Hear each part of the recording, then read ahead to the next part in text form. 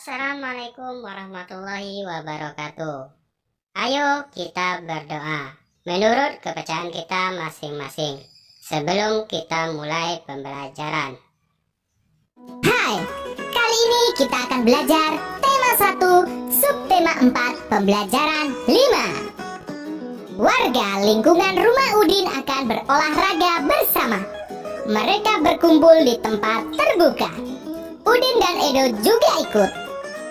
Ingatkah kalian apa yang harus dilakukan sebelum melakukan olahraga? Benar sekali. Sebelum berolahraga, kita harus melakukan pemanasan. Masihkah ingat apa manfaat pemanasan? Ya, untuk meningkatkan suhu tubuh dan untuk mengurangi resiko cedera.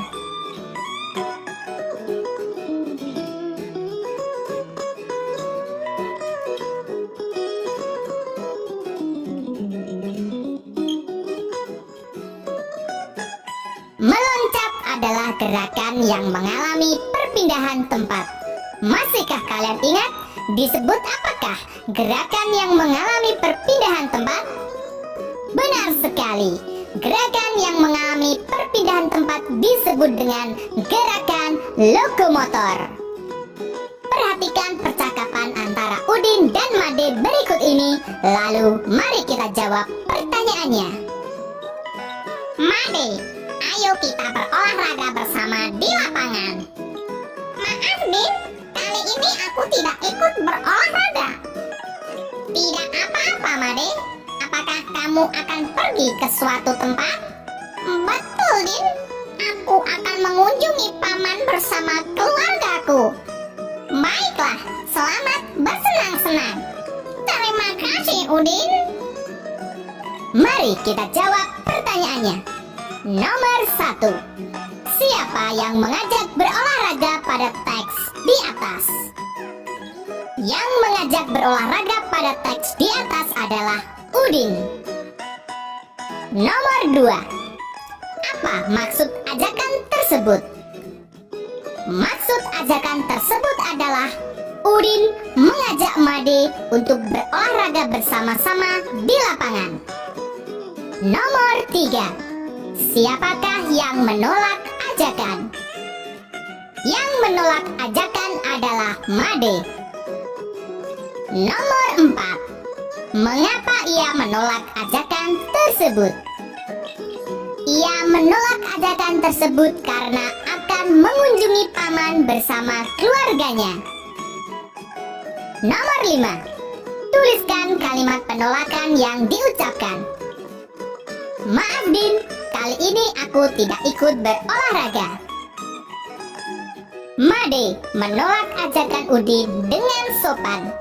Sikap Made dan Udin menunjukkan kerukunan dan persatuan.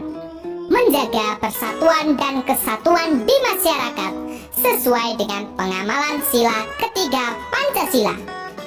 Tuliskan contoh pengamalan sila ketiga di masyarakat. Bergotong royong membersihkan selokan. Mengikuti perayaan kemerdekaan di lingkungan. Beri tanda centang pada kolom yang tepat. Apakah sikap-sikap berikut ini sesuai atau tidak sesuai sila ketiga Pancasila? Nomor 1. Melakukan ronda menjaga keamanan bersama-sama merupakan pengamalan sila ketiga Pancasila, maka sesuai. Nomor 2. Hanya bergaul dengan tetangga dekat saja, bukan merupakan pengamalan sila ketiga Pancasila, maka tidak sesuai. Nomor 3. Melakukan kerja bakti membersihkan lingkungan merupakan pengamalan sila ketiga Pancasila, maka sesuai. Nomor 4. Ikut serta dalam kegiatan warga merupakan pengamalan sila ketiga Pancasila, maka sesuai. Nomor 5. Lebih menyukai barang-barang dari luar negeri bukan merupakan pengamalan sila ketiga Pancasila, maka tidak sesuai.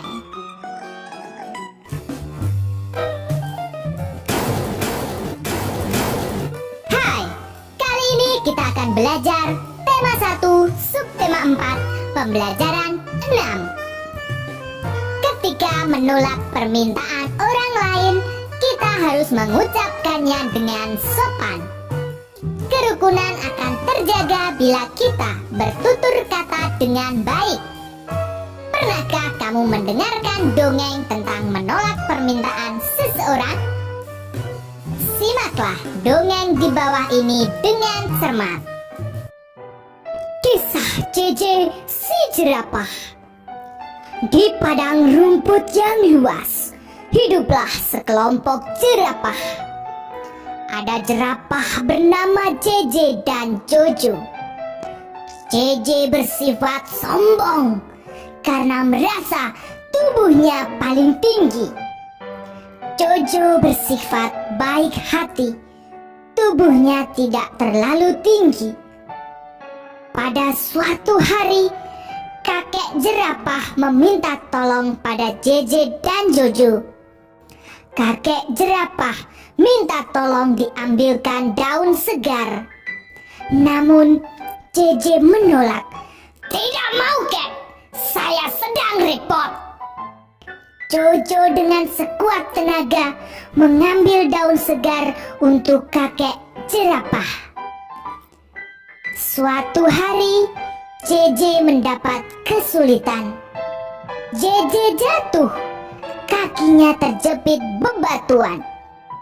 Teman-teman hewan lain tidak tega melihat JJ kesulitan. Mereka menolong JJ. Akhirnya, JJ sadar bahwa saling menolong antar teman itu penting. Demikianlah kisah JJ si jerapah. Di dalam cerita tersebut menunjukkan bahwa kita tidak boleh menyombongkan diri. Kita harus saling tolong-menolong antar teman. Kalian juga harus seperti itu. Siap? Bagus sekali. Tuliskan kalimat penolakan yang terdapat pada dongeng. Kalimat penolakannya adalah, tidak mau, kek, saya sedang repot.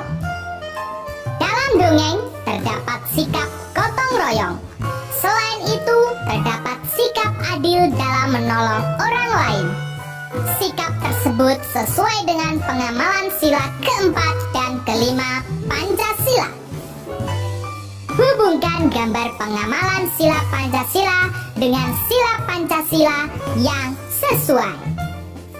Gambar pertama, pemilihan suara terbanyak atau voting merupakan pengamalan sila keempat dengan simbol kepala banteng. Gambar kedua, berbagi untuk orang yang membutuhkan merupakan pengamalan sila kelima dengan simbol padi dan kapas. Gambar ketiga, membantu nenek menyeberang jalan merupakan pengamalan sila kelima dengan simbol padi dan kapas. Gambar keempat, bermusyawarah bersama-sama merupakan pengamalan sila keempat dengan simbol kepala banteng. Gambar kelima, memberikan pelayanan posyandu merupakan pengamalan sila kelima dengan simbol padi dan kapas.